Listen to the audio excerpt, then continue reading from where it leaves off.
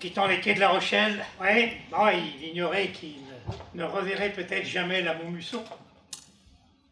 La Montmusson, la mauvaise mousse, la mousse maudite. J'ai demandé tout à l'heure s'il y avait des Charentais dans l'assistance. Tous les Charentais savent ce que c'est qu'une mousse. Ah oui, une mousse, c'est un petit passage, un passage étroit. Vous savez, quand on dit dans notre patois, le drôle, la musée peur le creux de la palisse. Ça veut dire que l'enfant, il est passé à travers la haie par un petit trou. Et combien de marins, combien de capitaines, non, combien de navigateurs, combien de pêcheurs se sont laissés prendre au piège diabolique et multiple de la Montmusson. Et parmi toutes ces lavandières, il y en avait une, c'était une petite jeune fille. Alors, quel âge elle avait? Elle avait peut-être 16-17 ans, guère plus. Et elle était couturière. Et elle s'appelait... Comment s'appelait-elle déjà? Anna. Elle a vu que la grande croix du capitaine était là, qui brillait sous la lune, et elle a eu l'impression qu'il lui faisait un signe, comme s'il lui disait de venir. Et elle a essayé de couper le doigt du capitaine pour récupérer la bague. Elle n'allait pas rebrousser chemin. Qu'auriez-vous fait à sa place? Mais oui, elle l'a fait. Elle a approché ses dents et elle a mordu. Tout le monde était reculé, tout le monde criait. Sortant de la tombe du capitaine, il y avait un bras habillé de bleu avec des dorures aux poignets, un bras tendu qui exhibait une main amputée de son annulaire. Il s'est remis debout et immédiatement, le bras est ressorti avec les 4 doigts tendus et l'horrible moignon. Ah,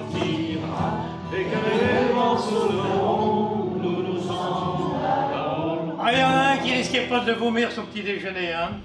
C'était le Justin Motard. Le père Motard, lui, il avait un carlet dans la baie d'Ive, au pied des falaises, là.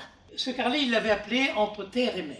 Motard avait épousé quelques 40 années plus tôt Gilberte Couillot, dite la Berthe, aussi large que haute, et elle était très haute.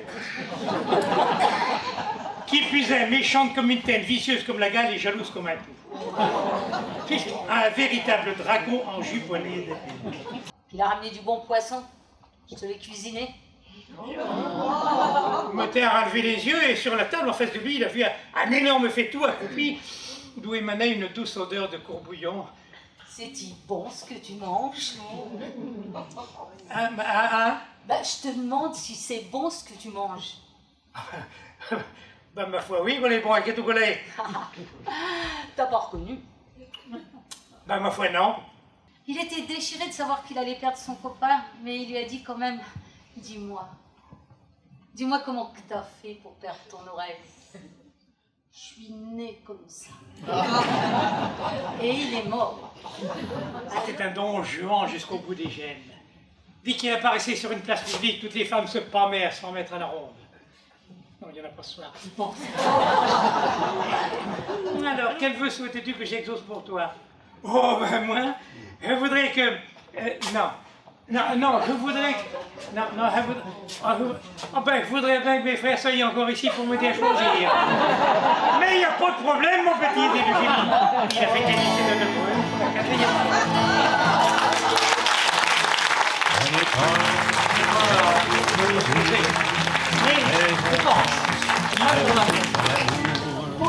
On pense que le mal y fera jour et que c'est une calamité.